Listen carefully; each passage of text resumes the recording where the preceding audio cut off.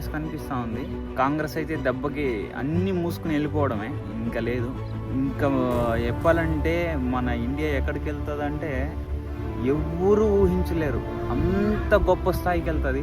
వెళ్ళేదే కాదు, మన పిల్లల స్కూల్ ఫీజులు ఏమాత్రం 50,000 40,000 ఇవంతా ఉన్నాయి కదా, ఈ లిక్కరు ఇవంతా బంద్ అయిపోతాయి. ఇట్లా ఎగ్జాంపుల్ చాలా జస్ట్ 1 2 3 చెప్తున్నా నేను. అట్లే ఇంకా నోట్స్ మీద ప్రింట్ కూడా చేంజ్ అయిపోతుంది. చాలా చేంజెస్ ఇంకా రాబోయే రోజెస్లో వచ్చేసి మీరు ఒక 6 monthsలో నేను చెప్పినవంతా చూస్తారు మీరు. చాలా అంటే చాలా చేంజెస్ ఫ్రెండ్స్.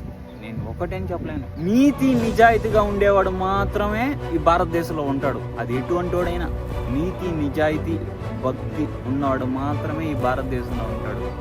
లేదు నేను అడ్డదోలంగా తొక్కేస్తాను పట్టేస్తాను అనేవాడు మాత్రం ఎప్పుడు ఈ భారతదేశంలో ఇంకా మీదట, పాస్ట్లో ఉన్నారేమో, ఇంక మీదట అయితే ఉండలేరు 100%. జై శ్రీరామ్.